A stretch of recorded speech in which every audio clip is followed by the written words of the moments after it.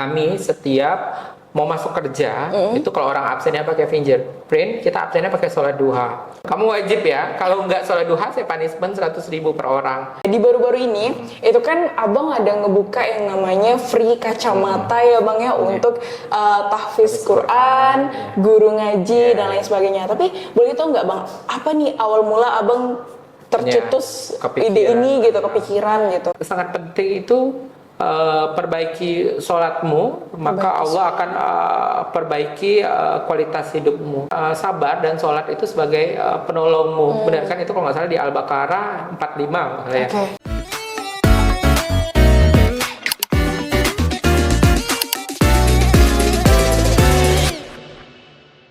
Bismillahirrahmanirrahim. Alhamdulillah kali ini saya ditemani oleh Bang Primansyah. Masya Allah, tabarakallah. Ini kalau orang Pontianak siapa sih nggak kenal Optik Pontianak? Ada yang tahu Optik Pontianak? Nah, jadi Optik Pontianak itu bisa dibilang toko kacamata terbesar yang juga melayani pelayan untuk konsultasi mata dan lain sebagainya ya Bang ya. Dan tentunya di sini Bang Primansyah mungkin teman-teman yang udah tahu Bang Prima nih nggak tahu nih namanya Primansyah mungkin. Lebih kenalnya Bang Prima Emon. Masya Allah, tabarakallah. Nah, buat teman-teman yang belum kenal, jadi Bang Prima ini beliau owner dari Optik Pontianak. Dan juga nama decoration ya Bang ya. Masya Allah, tabarakallah. Gimana kabarnya hari ini Bang? Sangat baik. Sangat baik ya Bang ya.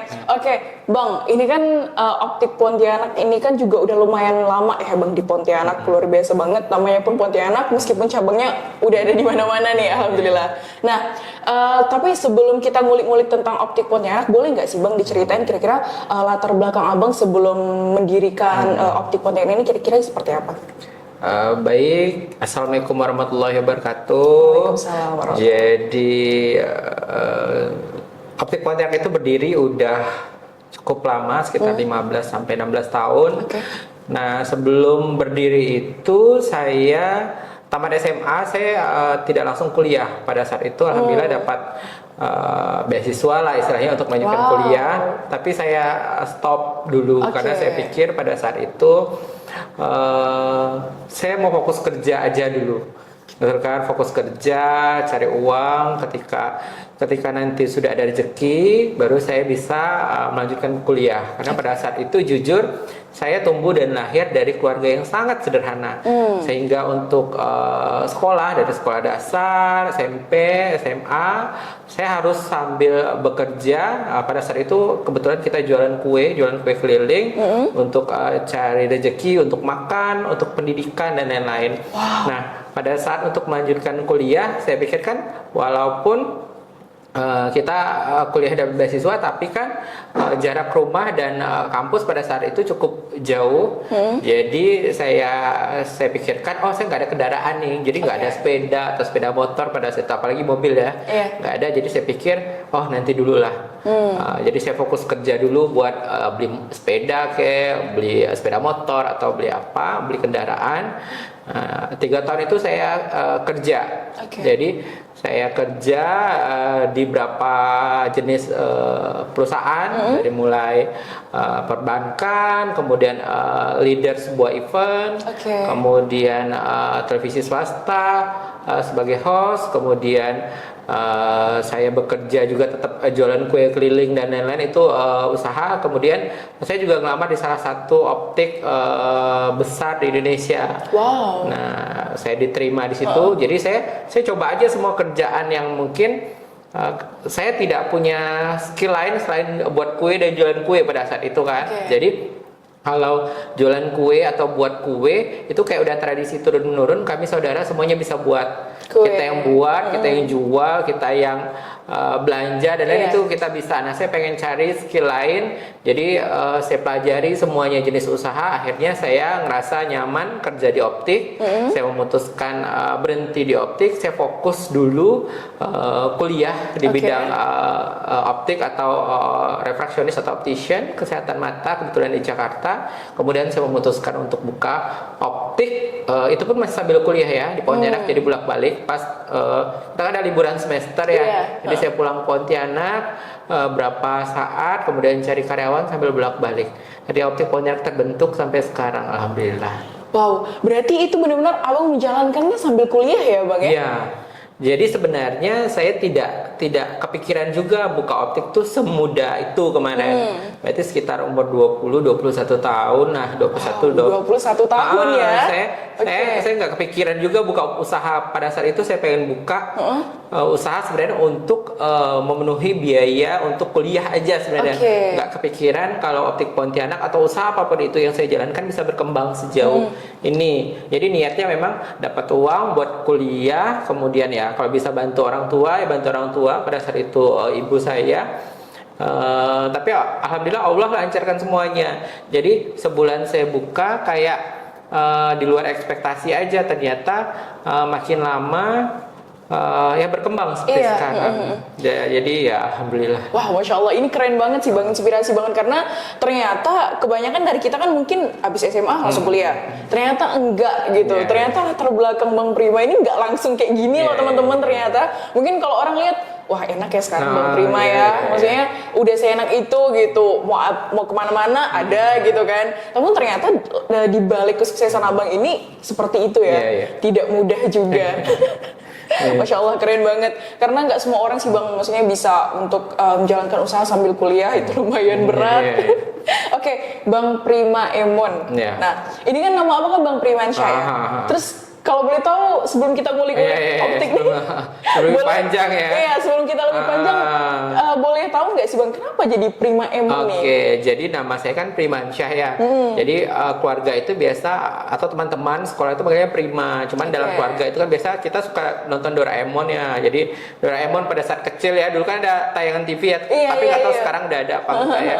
Jadi manggilnya karena suka nonton Doraemon. Biasa weekend ya itu Sabtu Minggu kalau orang tua manggilnya tuh Emon, maksudnya kepanjangan dari Doraemon kan. Jadi karena keluarga manggil itu, jadi teman-teman juga udah kayak ter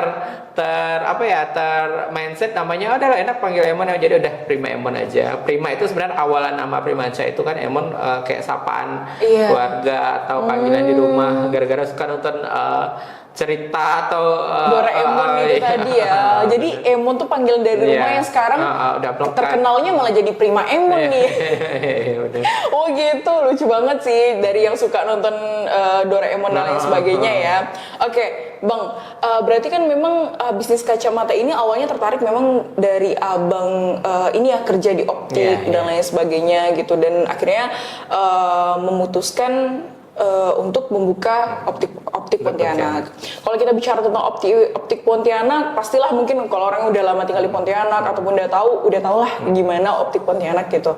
Nah, di baru-baru ini itu kan abang ada ngebuka yang namanya free kacamata ya bang ya, untuk tahfiz Quran, guru ngaji dan lain sebagainya. Tapi boleh tahu nggak bang, apa nih awal mula abang tercetus ide ini gitu, kepikiran gitu? Jadi sebenarnya selama 15 tahun saya buka, sebenarnya kegiatan bakti sosial atau amal itu ya memang sudah sering kita lakukan. Cuman sebenarnya nggak kita posting dan lain-lain juga kan, karena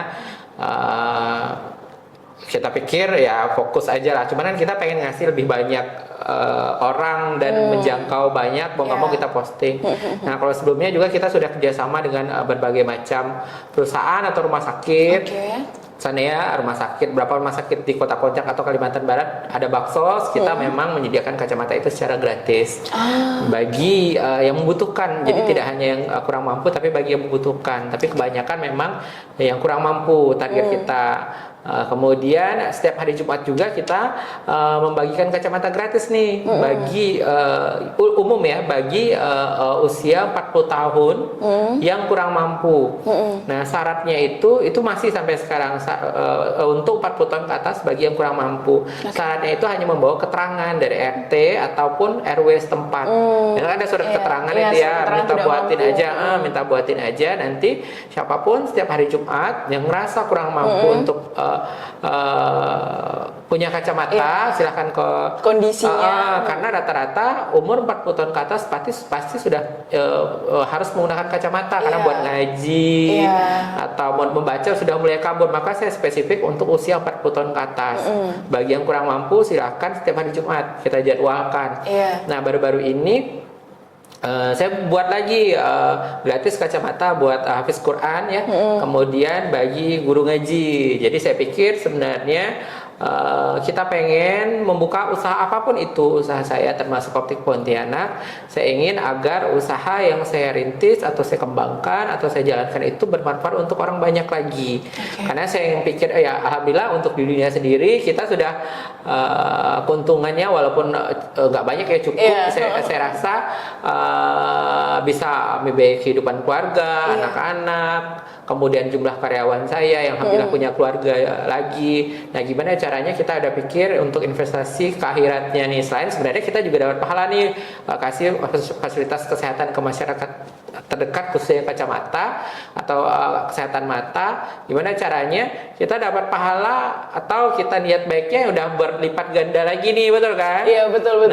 Ya udah kita lebih spesifik. Kalau sebelumnya kita bagi kacamata yang kurang mampu untuk 40 tahun ke atas, pelan-pelan kita tetap program itu tetap ada. Kita berikan kacamata untuk hafiz Quran atau guru ngaji, karena saya yakin untuk guru ngaji sendiri kan usianya udah 40 tahun ke atas kebanyakan. Nah, mereka pasti buat ngelihat Quran udah mulai kabur. Nah, untuk penghafal Quran juga ada yang biasa datang ke tempat saya memang minusnya udah tinggi-tinggi nih. Mungkin dia fokus ya buat bacanya ya. Mungkin bisa jadi dari 24 jam 12 jam udah buat hafal. Jadi mungkin penglihatan atau daya lihatnya sedikit berkurang. Jadi saya siapkan kacamata untuk mereka. Wow, berarti targetnya memang ternyata di setiap Jumat juga udah ada ya Bang, yang untuk yang tua-tua di umur 40 tahun ke atas. Kemudian yang baru-baru ini lagi ditambahkan lagi nih program yaitu hafiz dan juga guru ngaji. Jadi memang sementara ini yang sepengalaman Abang yang datang tuh guru-guru ngaji memang kebetulan juga udah tua ya Bang ya? Iya, guru-guru ada yang muda, tapi pada saat itu kan kita nggak kasih gratis ya. Jadi biar lebih bisa ada menjangkau semua guru ngaji, jadi saya buat program baru lagi walaupun bukan 40 tahun ke atas, dia bisa mendapatkan kacamata. Oke, yang tahfiz itu tadi ya Bang ya. Wow, keren banget. Terus gimana nih Abang menjangkau hal itu gitu kan? Sedangkan mungkin yang banyak tahfiz Quran nih, kita apakah targetnya memang dia yang tidak mampu atau dia yang udah hafal Quran tuh udah cukup gitu untuk mau latar belakangnya apapun itu berhak dapat gitu, atau gimana sih Bang? Nah, untuk program ini sebenarnya untuk latar belakang apapun itu berhak. Nah, yang penting dia penghafal Quran, kemudian dia guru ngaji, dia berhak mendapatkan kacamata minus, plus ataupun silinder. Kalau kemarin kan lebih spesifik yang orang tua ya, rata-rata plus ya. Kalau buat penghafal Quran rata-rata kan ada yang lebih muda juga ya. Itu buat kacamata minus, plus, silinder kita free atau gratis. Oke, Bang. Jadi kalau Mutia lihat nih memang Abang luar biasa ya dedikasinya juga untuk para guru ngaji dan lain sebagainya. Tapi kalau boleh tahu kira-kira gimana sih pendapat Abang tentang mereka-mereka mungkin beberapa oknum ya Bang ya yang menganggap bahwa guru ngaji itu harusnya gratis. Nah, jadi ke mereka yang mau ngajarkan guru ngaji, mereka yang guru ngaji mau ngajarkan anak itu harus gratis gitu, nggak boleh memungut biaya karena akan mengganggu keikhlasan dan lain sebagainya. Gitu menurut pendapat Abang seperti apa sih? Balik lagi ke, saya tidak bisa menyalahkan orang yang punya sudut pandang seperti itu ya. Jadi balik lagi ke pengetahuan orang, balik lagi ke latar belakang pendidikan, balik lagi ke lingkungan orang itu. Nah, kalau saya pribadi sih sebenarnya saya juga punya anak yang saya memanggil guru ngaji di rumah untuk belajar agama, khususnya agama Islam. Saya punya tanggung jawab juga. Siapapun yang mengajar anak saya harus kasih reward. Nah, sebenarnya bukan dilihat dari nominalnya ya. Dari sebenarnya orang datang ke tempat kita kan, guru ngaji mungkin orang biasa berkunjung ke rumahnya kayak yang di kampung-kampung. Untuk yang biasa di komplek-komplek, mereka kan juga pakai bensin, uang bensin. Kemudian mereka sudah menghabiskan banyak waktu juga untuk mengajari anak kita. Memang guru ngaji itu dapat pahala lah rewardnya ya. Tapi kita sebagai orang yang membutuhkan jasa beliau, betul kan, atau mengundang beliau untuk ke rumah, kita juga bisa kasih reward lebih buat beliau. Karena ya guru ngaji sebenarnya banyak orang bilang ya kerja ya kalian dapat pahala lah ya, tapi di sisi lain balik ke lingkungan, ke latar belakang pendidikan dan pengetahuan orang itu tentang agama lagi kan. Jadi kita tidak bisa menyalahkan orang juga untuk berasumsi atau beranggapan seperti itu. Nah, tapi untuk saya sendiri, yang alhamdulillah saya dimampukan sama Allah, saya akan kasih reward buat guru ngaji itu. Wow, berarti memang kalau menurut pendapat abang yang kembali lagi ke sudut pandang orang masing-masing ya. Iya, benar. Karena memang biar gimana pun itu ada oknumnya memang ya bang ya. Jadi balik lagi ke lingkungan lah. Biasa ada di maaf kata di daerah-daerah yang memang ada malah guru gajinya memang nggak mau dibayar. Biasa kan ada kayak gitu ya. Biasa ada, ingat waktu saya kecil biasa udah mau menjelang habis asar, mau maghrib kita ngaji rame-rame, dibayarnya pada saat itu tuh bayar pakai minyak tanah aja. Bener kan? Bayar minyak tanah tujuannya biar kita lancar nih sebagai muridnya, biar jadi kayak pelita lah dia ngajarin itu dan lain-lain. Jadi balik lagi ke sudut pandangnya. Cuman seiring berjalannya waktu kan guru ngaji bisa jadikan kayak mata pencarian juga buat sebagian guru ngaji. Itu nggak salah juga sebenarnya. Ya selain mendapatkan penghasilan, mereka dapat reward atau pahala dari Allah juga yang luar biasa, karena tidak semua orang mau jadi guru ngaji. Iya, wow, oke. Bang, ini masih kita bahas yang program ya bang ya. Kira-kira sejauh ini abang mencanangkan program pembagian kacamata gratis untuk guru ngaji dan lain sebagainya. Tantangan terberat abang dalam menjalankan program ini ada nggak sih bang kira-kira? Sebenarnya kalau tantangan kita jalin program apapun itu ada-ada aja ya, tapi alhamdulillah kita kan fokus di satu cabang ya, cabang utama atau kantor utama. Kita sudah brief ke semua tim atau kru yang khusus buat guru ngaji, kemudian penghafal Quran kita memang kasih gratis. Nah biasanya buktinya apa dia guru ngaji atau apa ya? Biasanya kalau dari penghafal Quran biasanya dia kan ada dari perwakilan sekolah atau apa, itu biasanya malah ada perwakilan sekolah yang nganterin kok. Oh ini dari sekolah kami nih ada penghafal Quran segini nih, cuman memang setiap Jumat kan kita harus batasi, jadi mungkin kita gilir aja dia. Mungkin dalam setiap hari Jumat tuh ada berapa orang dulu, nanti giliran lagi. Jadi kita bergilir aja. Jadi alhamdulillah nggak ada yang terlalu tantangan yang signifikan sih sebenarnya, karena udah kita buat formatnya, apanya dan lain-lain.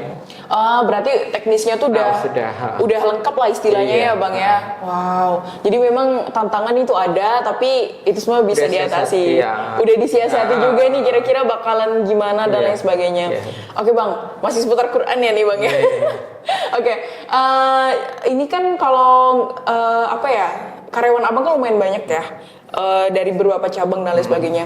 Kira-kira ada nggak sih bang kayak sebuah program yang abang jalankan terkait Quran supaya karyawan-karyawan tuh tetap terus belajar Quran atau ngaji bareng dan lain sebagainya, itu kira-kira ada nggak sih bang? Oke, jadi kebetulan saya ada bawa tim karyawan juga, jadi mereka tahu kalau kami setiap mau masuk kerja itu kalau orang absennya pakai fingerprint, kita absennya pakai sholat duha. Jadi yang sholat aja, jadi masuk pagi itu mereka diwajibkan untuk sholat duha dulu.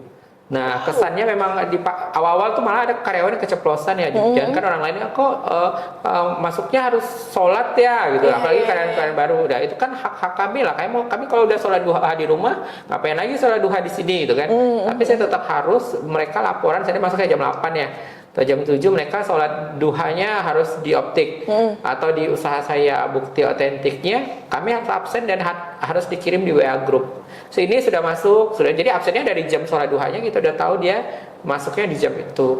Nah semakin datang lebih on time berarti sholat duhanya akan lebih tepat, lebih baik lah untuk dilakukan, sehingga kita kan ada sales dan lain-lain, mereka terlebih dahulu yang untuk melayani customer. Jadi mereka berlomba-lomba untuk datang tepat waktu, mereka berlomba-lomba untuk sholat duha. Nah untuk ngaji sendiri alhamdulillah kami di setiap cabang saya selalu berlakukan siapkan Quran untuk setiap kru untuk bisa ngaji setiap hari.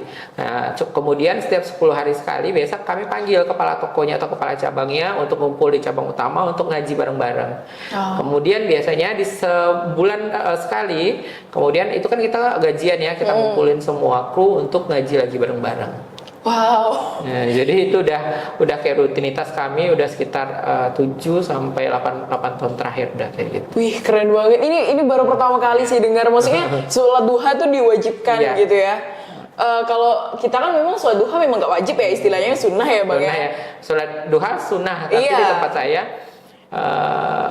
kamu wajib ya. Kalau nggak sholat duha, saya punishment 100.000 per orang. Yang awalnya mereka komplain, ada yang komplain ya, kenapa saya harus sholat duha? Saya sholat duhanya di rumah aja kan udah sholat duha, nggak perlu juga laporan ke perusahaan. Iya. Kalau saya tidak bisa memenuhi apa yang saya inginkan, mau mengundurkan diri atau berhenti, saya bilang pikir silahkan. Nah awalnya dari keterpaksaan itu, tapi alhamdulillah sekarang udah jadi kayak habit atau kebiasaan mereka, walaupun mereka lagi libur ya mereka tetap sholat duha aja di rumah. Nah itu juga yang mungkin saya pikir usaha saya bisa berkembang, kemudian orang yang bekerja di perusahaan saya semua saya pikir amanah. Karena dari awal itu kita udah mulai dengan ibadah, dengan sholat, kemudian dengan doa bareng-bareng. Wih keren nih, mungkin beberapa owner bisnis boleh nih nerapkan ini ya. Maksudnya mewajibkan sholat duha karena kan kalau kita muslim kan memang luar biasa ya bang. Maksudnya sholat duha memperlancar rezeki dan lain sebagainya. Wah ketika kita bekerja tapi diawali dengan ibadah ini keren banget sih. Asik banget sih ngobrol sama abang. Oke bang, ini ngomongin seputar Quran memang seru banget ya. Maksudnya tadi dari keluarga abang juga, kemudian karyawan, serta bahkan program-programnya pun ada sangat membantu mengenai pembelajaran Quran lah. Mungkin kita singkatnya seperti itu. Nah bang, tapi kalau untuk bisnis abang sendiri nih kira-kira sejauh ini tantangan dalam menjalankan bisnis sudah berapa tahun ini yang udah lumayan panjang, kira-kira menurut abang apa sih? Sebenarnya semua usaha tidak hanya optik pasti punya tantangan tersendiri lah, termasuk ya untuk Qura'a juga pasti punya tantangan sendiri. Tapi yang terpenting sebenarnya kita harus bisa konsisten dan fokus. Konsisten dan fokus. Nah, kalau seandainya kita sudah tidak bisa ulet atau tekun, sudah tidak bisa konsisten, sudah tidak bisa fokus dengan apa yang kita lakukan, saya pikir usaha apapun itu akan sulit untuk berkembang. Oke. Nah, balik lagi, saya buka usaha itu sebenarnya dari kepepet ya, dari memang saya fokus mau kuliah nih, tapi ketika kuliah saya harus mau nggak mau kemarin bisa jadi berhenti dadakan karena nggak ada biaya nih. Nah, mau nggak mau saya fokus nih buat buka usaha. Ternyata Allah baik sama saya, usaha saya berkembang sejauh ini, saya bisa selesaikan kuliah dengan baik. Boleh minum dulu? Boleh minum. Aduh ini nggak kita kasih minum deh. Tapi nanti bisa dipotong kan? Enggak dong, langsung aja nggak apa-apa, santai aja. Oh Bang. nggak, nanti itunya di langsung tetap. Iya nggak apa-apa, langsung aja. Ini pendengar kita udah ngerti kok bang. Ini live. Enggak live sih, tapi ini iya. kita kebanyakan kalau podcast kita nggak dipotong sih bang. Sorry. Oke, nggak apa-apa ya. Jadi Selalu sudah setengah jam ngomong tanpa henti kan? Saya pikir aus juga nih kayaknya. Iya. Kita harus fokus, kita harus konsisten aja. Kalau kita nggak bisa fokus, nggak bisa konsisten, balik lagi kalau ada cobaan apapun itu kita harus ingat lagi kita diriin usahanya buat apa sih. Oke. Nah apalagi sekarang saya pada saat pandemi kemarin saya pikir semua usaha punya dampaknya ya, termasuk optik. Nah alhamdulillah malah pandemi usaha saya bisa bertahan dan berkembang. Karena saya pikir tujuan saya buka usaha nih ya termasuk optik apa sih sebenarnya? Saya punya orang tua, saya punya keluarga, saya punya tim atau karyawan yang masya Allah jumlahnya. Kalau saya tidak bisa fokus, saya tidak bisa konsisten, saya tidak bisa menjalankan usaha saya dengan baik, yang di belakang saya atau semua yang ada di circle saya gimana? Nah, itu karena usahanya udah berjalan. Kalau dulu waktu masih belum banyak tanggung jawab saya mikir juga kalau saya usaha ini tujuannya buat apa sih? Nah, kalau saya stop usaha, biaya kuliah saya seperti apa? Orang tua saya seperti apa? Nah, itu harus dipikirkan sih sebenarnya. Sebenarnya semakin banyak pressure atau tekanan, kalau kita berpikirnya baik dan positif, itu jadi kayak cambuk buat kita akan lebih baik dari sebelumnya. Wow, jadi ini mindsetnya benar-benar jadi berbeda ya bang ya. Dimana yang harusnya mungkin tekanan-tekanan itu beban itu malah jadi stres, tapi kok enggak, itu malah jadi challenge, jadi tantangan buat kita, yang dimana itu malah bikin kita jauh lebih bangkit ya bang ya. Lebih baik dari sebelumnya. Wah, ini jadi ini ya quotes hari ini ya. Iya maksudnya mungkin kita setiap manusia ya bang ya, entah kita pembisnis atau lain sebagainya, tentu kan kita ngadepin yang namanya masalah, tekanan dan lain sebagainya. Tinggal kalau dari pesan Bang Emun nih saya tangkap ya memang penting untuk mindsetnya kita rubah. Yang tadinya awalnya mungkin masalah, tinggal dibalik aja ini tantangan. Kira-kira bisa nggak kita ngadepinnya gitu. Wah, keren. Oke, Bang, kalau kita bicara tentang kehidupan ya, Bang ya, menurut Abang apa investasi yang paling terbaik? Oke, banyak sebenarnya menjadi investasi terbaik dalam hidup. Tapi yang terpenting kita harus dekat sama, buat agama apapun kita harus dekat sama Sang Pencipta. Kita harus berpikir tujuan hidup kita tuh seperti apa. Hidup itu tidak hanya di dunia, tapi ada alam-alam lain yang memang harus kita lewati. Sudah ada bekal untuk itu belum? Itu yang pertama. Yang kedua, untuk mengubah hidup kita atau hidup dalam satu keluarga atau negara sekalipun, yang terpenting itu kita harus punya pendidikan yang baik. Pendidikan. Nah, pendidikan itu sangat baik, sangat fundamental ya. Jadi kita harus punya pendidikan yang baik. Jadi jujur saya lahir tumbuh dari latar belakang keluarga yang sangat sederhana atau sangat miskin lah. Ketika umur 4 tahun saya sudah jualan kue keliling. Jadi tidak banyak orang tahu, oh Bang Emon enak nih bisa keliling-keliling, Bang Emon enak bisa beli ABCZ, Bang Emon enak nih kehidupan yang lain. Itu buat orang yang baru kenal saya. Nah, kalau orang yang sudah kenalan saya belasan tahun yang lalu atau puluhan tahun yang lalu, mereka tahu latar belakang saya, background keluarga saya, atau yang baru-baru bilang, Emon enaknya siapa sih, enak sih orang tuanya dan lain-lain. Biasa kadang orang kayak gitu kan, karena kita udah dipikir udah generasi kedua atau ketiga gitu ya. Tapi balik lagi, pendidikan itu sangat penting menurut saya. Kenapa saya bisa berkembang dan bertahan seperti ini? Saya pikir hidup saya itu udah terbentur suatu masalah, terbentur dalam suatu momen. Nah, terbentur itu membuat kita terbentuk jadi ya. Terbentuk karakter seperti ini, lebih kuat jika menghadapi masalah apapun, cobaan apapun. Jadi masalah atau cobaan yang ada itu kita malah jadi kayak cambukan, kita harus lebih baik dari sebelumnya. Nah, untuk itu kita juga harus punya pendidikan yang baik. Nah, bagaimana kita harus bisa menyelesaikan pendidikan kita dengan baik, kuliah kita dengan baik? Saya pikir kuliah apapun itu semuanya baik. Pendidikan apapun itu, pendidikan tidak hanya formal ya, formal juga ada, termasuk pendidikan untuk belajar agama, belajar ngaji yang Qoro'a lakuin ini ya. Itu penting. Bagaimana caranya kita bisa punya pendidikan agama yang baik, kemudian pendidikan yang memang di bangku pendidikan sekolah itu baik, itu penting sebenarnya. Kemudian yang terpenting juga kita harus bisa tumbuh atau memilih circle yang baik untuk hidup kita. Kadang-kadang kita sudah punya pendidikan agama yang baik, kemudian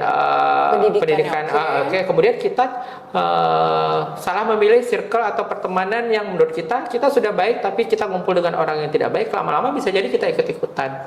Nah, itu sebenarnya penting. Kita sudah punya pendidikan agama fundamental atau basic agama yang baik, kemudian pendidikan belajar di bangku kuliah juga baik. Nah, kita harus bisa memilih nih circle mana yang mau kita pilih. Biar kita bisa sama-sama maju dan berkembang ke depannya, itu penting sih. Wah, 3 investasi itu ya yang benar diperhatikan.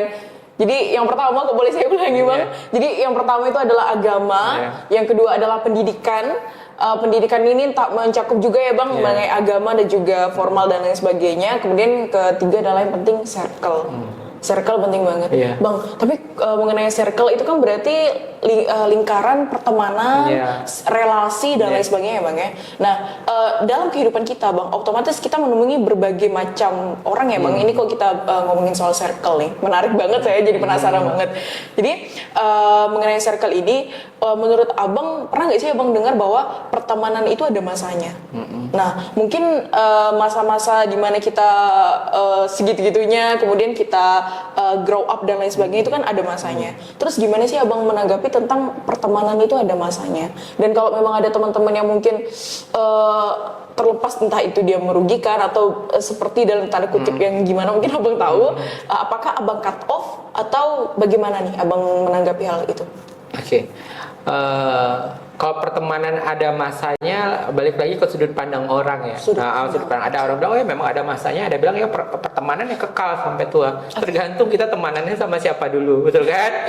Nah, kalau kita berteman dengan orang yang memang baik, ya kita bisa kekal sampai nanti nenek kakek sampai tua. Tapi menurut kita, kalau kita pikir kita berteman dengan orang yang bukan tidak baik ya, ada baiknya kita tidak usah berteman gitu ya.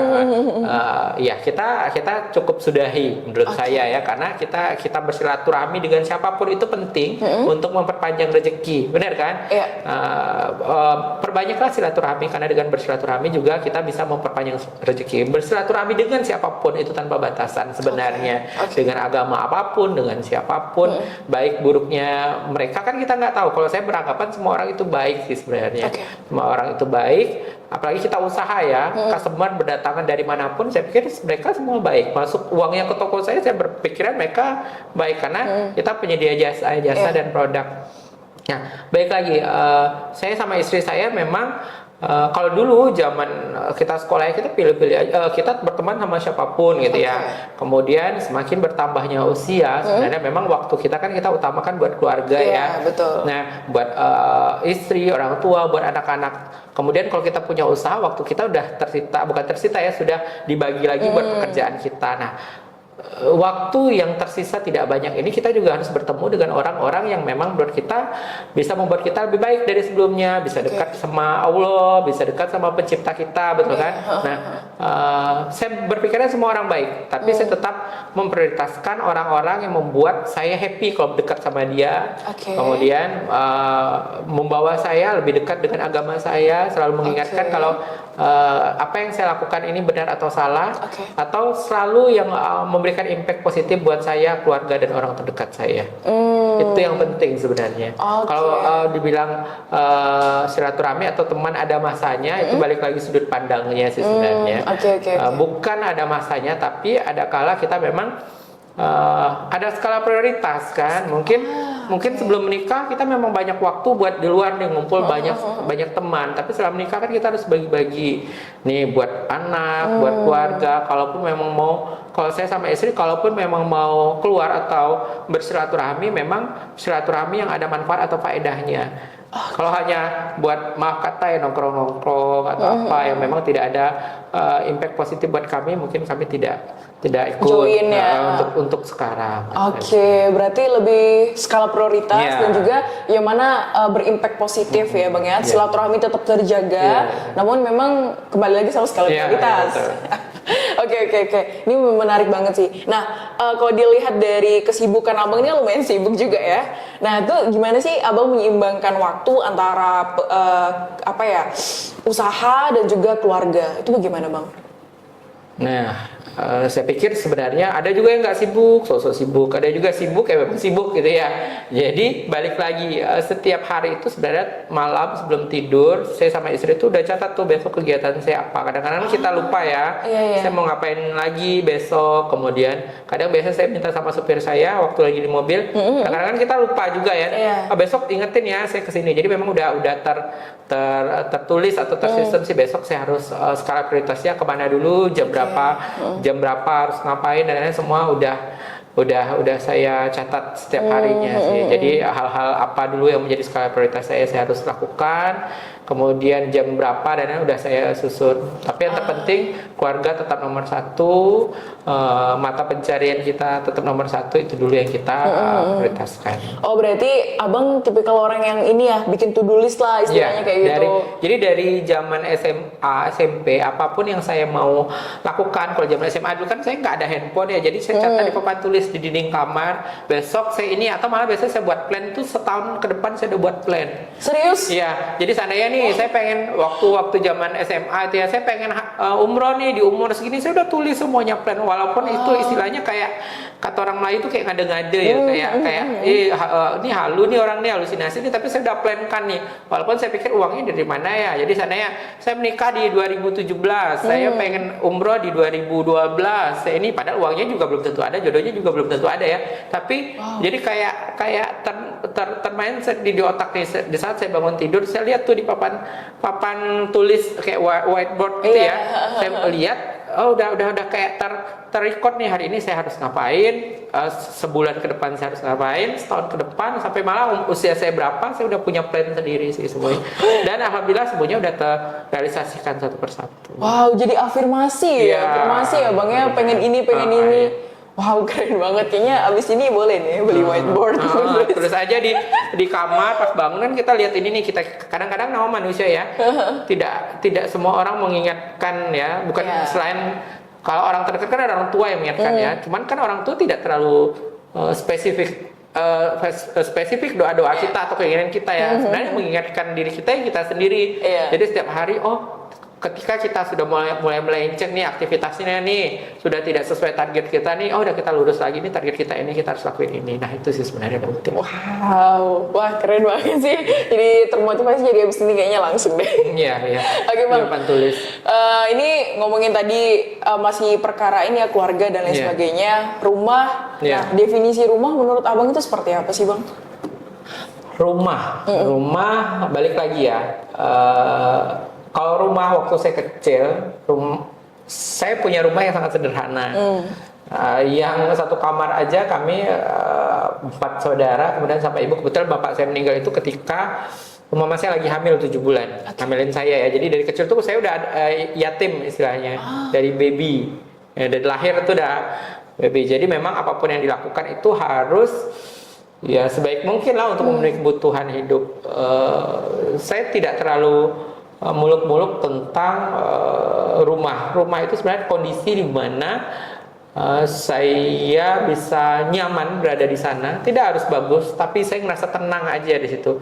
Karena sebagus apapun rumah kita, kadang belum tentu buat kita tenang juga. Bisa membuat nyaman, tapi tidak membuat tenang. Biasanya kita nyaman aja kan, tinggal di rumah bagus, besar dan lain. Tapi ketenangan belum tentu ada. Nah, yang saya inginkan, saya memiliki rumah atau tempat tinggal atau apapun itu namanya yang bisa membuat saya tenang, tidak hanya nyaman. Nah, dan itu sudah saya rasakan sekarang sih. Saya punya keluarga yang dalam arti kata keluarga ya rumah tempat buat saya kembali, buat saya menghilangkan penat saya, buat menghilangkan hal-hal di luar sana yang membuat saya tidak tenang. Ya keluarga itu yang membuat saya tenang. Keluarga lah rumah saya menurut saya. Jadi definisi rumah menurut Abang itu adalah keluarga ya Bang ya. Bukan terlihat dari seberapa mewah rumah itu, tapi seberapa dia membuat tenang kita. Karena nyaman, mewah juga ya nyaman, gitu, tapi belum tentu bisa buat kita tenang sebenarnya. Carilah rumah atau keluarga atau apapun itu tempat singgah yang membuat kita selain nyaman, yang terpenting itu tenang. Wow, oke, keren banget, Bang. Ini sejauh Abang menjalankan usaha optik Pontianak, ini kan juga lumayan mengangkat nama Abang nih, Prima Emon gitu kan. Kalau teman-teman share nanti di awal mengenai Instagram dari Bang Prima itu udah 100.000 subscriber, dan udah lebih banget followersnya ya maksud saya. Nah, pasti otomatis dengan Abang bisa dibilang di sini Abang sebagai influencer juga nih tentunya. Nah, of course kalau udah influencer pasti ada namanya haters dan lain sebagainya. Bahkan sebelum kita menjadi influencer, Abang menjadi pengusaha yang sukses pun pasti ada aja nih yang iri dengki dan lain sebagainya. Terus gimana sih Abang menanggapi hal-hal itu?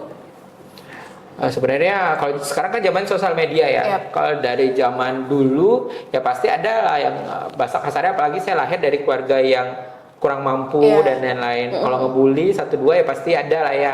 Tapi balik lagi, apapun masalah hidup saya itu sebenarnya cambukan buat saya untuk lebih baik dari sebelumnya. Nah sekarang pun kalau dibilang influencer sebenarnya saya ngerasa enggak ya. Mungkin orang kita menginfluence orang lah gitu ya. Kalau masalah follower alhamdulillah banyak ya. Ternyata orang seneng aja dengan konten yang kita buat. Mungkin ada beberapa konten yang memang sesuai dengan kehidupan mereka dan lain-lain. Ya ada impactnya lah. Jadi kita buat konten yang memang disenangin orang gitu. Nah saya sama istri juga udah sama-sama berpikiran jika apapun yang kita lakukan itu sebenarnya harus ada impactnya buat diri kita sendiri, minimal buat keluarga sama buat orang di sekitar kita atau kita lihat. Mungkin teman-teman lihat kalau di sosial media kami suami istri nggak pernah ya kayak marah-marah atau apa, itu memang semoga ya tidak ada sampai kapanpun sampai kita tua kita nggak, karena memang kita pengen impactnya baik buat semua orang. Sosial media kita sebagai selain tempat buat ngerekam momen, yang lihat juga happy liatnya, gitu kan. Kemudian masalah haters atau orang yang nggak suka, kita diam aja. Kadang orang ada yang nggak suka, betul kan? Iya, betul. Makanya biasanya kalau saya sama istri sebenarnya saya sangat takut sama Ain. Nah, saya juga baru belajar mungkin 3-5 tahun terakhir tentang air itu sebenarnya kan memang ada ya. Makanya kalau orang bilang ngeri-ngeri sedap juga sebenarnya kita posting di sosial media ya. Makanya kalau saya posting itu biasa momennya belum tentu sama dengan momen yang sudah saya buat. Seandainya saya kemana atau momen itu berapa, saya posting lagi 3 bulan setelahnya. Setelah momen itu udah saya lewati gitu kan. Kadang pernah kejadian, seandainya saya lagi di momen itu saya posting, ada aja seandainya musibah lah atau apalah, karena orang memuji secara berlebihan itu tidak baik juga. Apalagi kalau orang memuji secara berlebihan tidak menyebut asma Allah ya, misalnya Masya Allah, Barakallah atau apa. Itu sebenarnya impactnya ya ke mata orang yang lihat kan, buat orang yang dilihatnya. Apalagi tanpa kita sadari atau kita tahu, terlihat orang baik di depan kita, kita nggak tahu dia benar-benar baik atau senang nggak sama kita. Nah, jadi saya sama istri selalu berpikiran semua orang baik. Balik lagi tadi ya, kita diam aja, kadang ada orang yang nggak suka sama kita ya. Apalagi seandainya kita ngomong atau semakin banyak ketemu orang, sebenarnya ya bisa jadi semakin banyak orang yang suka sama kita, tapi tidak menutup kemungkinan ya bisa jadi banyak juga orang yang nggak suka sama kita kan. Makanya balik lagi tadi, ketika kita memilih teman atau memilih sahabat atau circle untuk bergaul atau bertemu, kadang-kadang kan kita ada feel nih, apalagi dengan pengalaman-pengalaman sebelumnya dalam hidup kita, oh kayaknya orang kayak gini lebih baik, dia baik sebenarnya, tapi ada baiknya kita jaga jarak. Nah seperti itu sih cara meminimalisir. Nah kalau dibuat di sosial media sendiri, kalau ada kadang seperti itu, saya lebih memilih diam sih. Saya memilih diam, atau kira-kira ada account yang menurut saya tidak nyaman, saya paling blok aja atau mute aja atau apa. Itu lebih simple kan, dibanding saya harus adu argumen atau berdebat, dan itu sebenarnya ngabisin tenaga atau pikiran aja. Betul. Kan. Jadi kita fokus aja lah sama pekerjaan, buktikan pekerjaan kita lebih baik, keluarga kita lebih baik, apa yang kita lakukan berdampak positif bagi orang-orang di sekitar kita, itu lebih penting sih. Jadi kalau ada haters dan lain sebagainya, abang lebih milih diamin aja ya. Diamin aja. Karena menguras tenaga, energi dan lain sebagainya. Iya, benar. Oke, bang, lanjut nih ya bang ya. Kira-kira menurut abang apa sih bang kunci kesuksesan itu? Baik. Kalau menurut saya, kalau kamu pengen sukses kan artinya banyak ya, tergantung persepsi atau pengertian kita ya. Kalau kamu mau dapetin yang baik-baik dalam hidup, mau itu pekerjaan, mau itu usaha, mau itu pasangan, mau apapun itu sebenarnya, kita niatin dulu nih, niatnya apa? Kita harus punya niat yang baik, betul kan? Kadang kan tanpa kita pikir, aku pengennya gini nih, nanti gini dah ya. Nah, kita udah harus kesampingkan itu, kita harus dari awal tuh niatnya baik dulu. Kemudian kita niat yang baik, kemudian kita berdoa yang baik. Ya, doanya spesifik. Contohnya nih, seandainya saya pengen pasangan yang pasangan nih, dan pasangan harus spesifik. Saya pengen punya pasangan yang, seandainya kalau yang perempuan yang soleh, atau yang laki-laki punya pasangan yang soleha nih, atau mau spesifik lagi kayak saya kalau doa sama Tuhan tuh, kalau pasangan saya pengen pasangan yang baik, soleha, yang cantik, latar belakang keluarga, dia harus spesifik kalau doa. Nah, begitu juga kalau seandainya kita pengen keturunan, saya pengen keturunan nih, tapi keturunan yang bagaimana, yang soleh, yang sehat, dan itu harus spesifik doanya. Misalnya Allah kan mendengar banyak doa nih, jadi doa juga nggak usah setengah-setengah. Jadi kita harus berdoa yang baik. Kemudian kita realisasikan semuanya dengan kerjaan, dengan tindakan, dengan tingkah laku juga yang baik. Nah, kalau sudah semuanya kita lakukan dengan baik, insya Allah hasil yang didapat juga menurut saya akan baik. Nah, jadi kalau sukses menurut saya, ya kita lakuin aja semuanya yang baik-baik. Dari mulai niat kita berawal dari niat yang baik, kemudian kita doa yang baik, kemudian kita realisasikan dengan cara yang baik, insya Allah hasil yang didapat kita juga baik. Pasti Allah kasih yang baik-baik lah buat kita. Semuanya tinggal nunggu waktunya aja. Wow, jadi kunci kesuksesan menurut abang adalah suatu hal yang baik ya bang ya. Benar. Baik itu dari niat, bahkan sampai hal itu terrealisasi, dan apapun itu adalah hal kebaikan. Istilahnya seperti itu ya bang ya. Karena memang kok dibalik lagi kunci kesuksesan memang relatif lah istilahnya ya bang ya. Setiap orang memiliki sudut pandang yang berbeda-beda. Sukses gimana, seperti apa, dan lainnya ya bang ya. Bang lanjut ya. Silakan. Ada nggak sih bang kayak surah Quran ataupun hadis Quran yang membuat abang nih menjadikan itu apa ya, prinsip lah dalam kehidupan abang dan lain sebagainya? Jadi ini saya juga masih belajar ya. Jadi bukan berarti saya di sini saya sudah paham banyak hal, baik itu usaha ataupun agama. Jadi saya masih banyak belajar tentang agama, saya masih banyak belajar banyak hal lah, masih banyak kesalahan yang saya lakukan, masih banyak hal-hal yang menurut saya, oh ini harusnya, ini enggak, ini harusnya baik, Ya. terutama untuk agama saya ya. Jadi menurut saya yang terpenting itu sangat sangat penting itu perbaiki sholatmu, maka Allah akan perbaiki kualitas hidupmu. Itu penting. Dulu saya pikir, aduh kita sholat atau jadikan sabar dan sholat itu sebagai penolongmu. Benar kan, itu kalau nggak salah di Al-Baqarah 45 ya. Nah jadi itu penting sih. Kalau sebelumnya saya mengakui sholat ya sholat, tapi belum tentu on time atau tepat waktu. Atau sholat ya sholat, tapi kadang-kadang subuh lah kelewat, benar kan? Atau isya atau asar lah kelewat. Jadi tidak on time. Jadi saya terus banyak belajar sih tentang agama, karena saya masih bahasa kerennya itu fakir ilmu. Ya, termasuk ilmu agama. Jadi di usia saya sekarang sebenarnya masih banyak hal yang harus banyak saya pelajari. Nah, kemarin saya coba pelajari tentang arba'in ya. Arba'in di mana kita melakukan sholat 40 waktu on time di Nabawi, di Madinah. Awalnya saya pesimis nih sama pasangan, bisa nggak ya kita ngelakuin itu? Kita ngelakuin itu. Sedangkan di tanah air aja sholat on time kita susah. Sholat ya sholat, tapi on time nantilah 30 menit lagi, santai lah. Sholat ya sholat. Kemudian bisa nggak saya di masjid? Karena kalau di arba'in itu kan kita harus di masjid ya, 40 waktu tidak boleh lewat. Azan, suara azan itu kita sudah harus ada di masjid. Bisa nggak saya seperti itu ya? Padahal saya sholat berjamaah di masjid aja. Kita jujur ya, kita jarang. Sering sih, tapi sholat Jumat ya kan, sholat Jumat berjamaah di masjid. Kita lebih seneng di rumah atau di kantor atau tempat usaha ya. Nah, saya sama istri, kita udah pesimis nih, bisa nggak kita ya buat arba'in 40 waktu, kita harus on time di masjid di Nabawi, di Madinah. Apakah itu bisa kita lakukan? Padahal sebelumnya kita nggak bisa. Tapi setelah kita jalani, ternyata bisa. Masya Allah. Jadi sebenarnya balik lagi, kita harus tahu niat kita melakukan apapun itu, termasuk ibadah tuh buat apa. Nah, tidak dipungkiri sebenarnya semakin sholat kita baik, semakin ibadah kita baik. Kita coba deh, saya udah buktiin sendiri. Biasanya saya kalau usaha itu kalau lagi sibuk kerja, pas azan atau apa, kita udahlah nantilah sejam lagi lah baru sholat. Penting waktunya masih bisa ya. Tapi ternyata ketika saya di sana, saya fokus dengan ibadah ya, alhamdulillah kerjaan kan sudah ada yang handle. Ya penghasilan kita bahkan jauh lebih besar dari sebelumnya. Nah, kelihatan simple atau sepele, tapi sebenarnya apa yang sudah dijanjikan Allah itu pasti. Termasuk dengan memperbaiki sholat kita, Allah akan melancarkan rezeki kita. Jadi jangan berpikiran, oh nantilah seandainya sejam lagi atau 2 jam lagi atau subuhnya nantilah jam 6 kan saya sholat juga kan.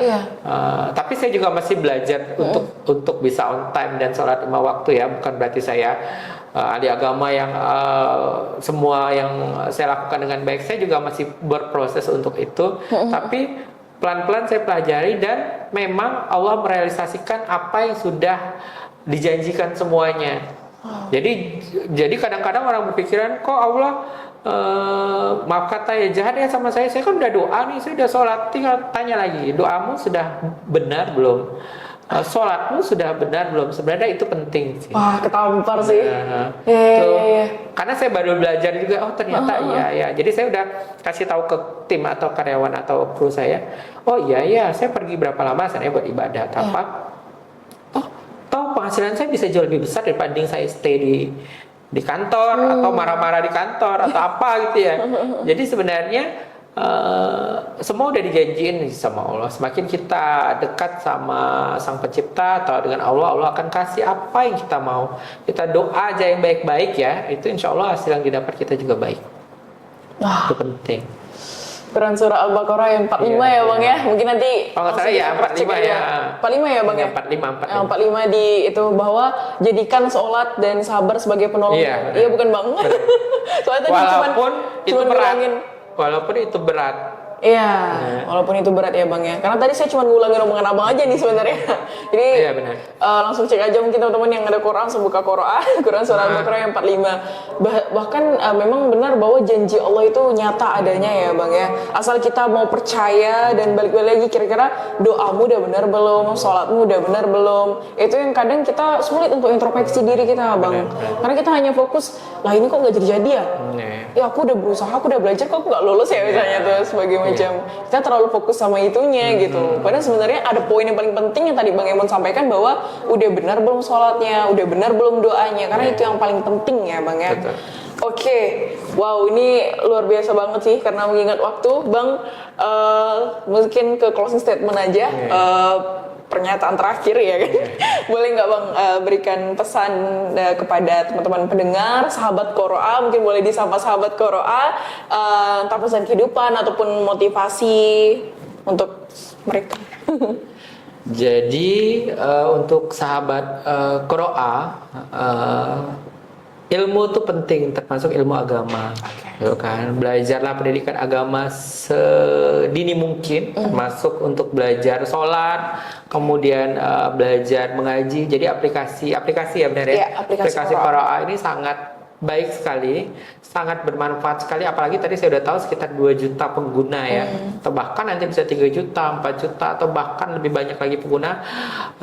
Pasti apa yang dilakukan tim Qoro'a dan owner Qoro'a bermanfaat untuk orang banyak. Amin. Pesan saya, jadilah pribadi yang baik, berniat baiklah, kemudian berdoa yang baik-baik, kemudian realisasikan dengan cara yang baik. Insya Allah hasil yang didapat juga baik. Salah satunya Qoro'a nih, dia kan pasti fungsinya baik nih, betul kan? Impactnya juga baik. Saya rasa kedepannya hasil yang didapatkan juga baik. Selain untuk perusahaannya, untuk yang mendirikannya, untuk orang yang membaca juga sebenarnya sangat bermanfaat ya. Jadi saya rasa kita terus belajar ilmu agama yang baik, berpikir yang baik. Insya Allah semakin kita dekat dengan agama kita, semakin kita memperbaiki ngaji kita, belajar ngaji, belajar sholat, Allah akan lebih dekat lagi untuk mengijabah apa yang kita inginkan. Jadi kalau kalian pengen Allah mengijabah apa yang kita inginkan, pengen punya penghasilan yang baik, pekerjaan yang baik, keluarga yang baik, keturunan yang baik, ya alhamdulillah itu sudah saya rasakan sih. Bukan berarti saya orang baik ya, tapi Allah itu kalau ditanya doanya apa, Allah alhamdulillah udah ijabah semua. Mungkin teman lihat di sosial media saya, alhamdulillah saya punya keluarga yang masya Allah, saya punya keturunan yang masya Allah, saya punya pekerjaan yang saya rasa masya Allah. Itu karena Allah sudah sangat baik sama saya dan keluarga. Itu aja sih. Wah, Masya Allah. Ini kalau kesimpulannya saya tangkap memang Bang Emon ini pastinya ini ya Bang selalu bersyukur ya. Kalau saya tangkap di sini. Iya, karena yang balik-balik lagi rasa syukur itu penting sebagaimana janji Allah. Memang ketika kamu bersyukur maka akan kutambah lagi nikmat syukurnya ya. Sebelum lagi balik ke surah Al-Baqarah bahwa jadikan sabar dan sholat sebagai penolong. Wah, luar biasa, ini hampir 1 jam pembicaraan kita nggak kerasa dan benar-benar nih saya rasa isinya daging dan juga tamparan keras nih buat saya sendiri, apalagi untuk teman-teman mungkin ya. Jadi buat teman-teman semoga apa yang menjadi perbincangan kita kali ini tentu menjadi inspirasi dan motivasi buat teman-teman semuanya. Jangan lupa surah Al-Baqarah yang 45-nya ya teman-teman. Dan terus selalu bersyukur, dan semoga apabila ada salah kata atau tingkah laku selama berjalannya podcast kami mohon maaf. Jazakumullah khairan semuanya. Assalamualaikum warahmatullahi wabarakatuh.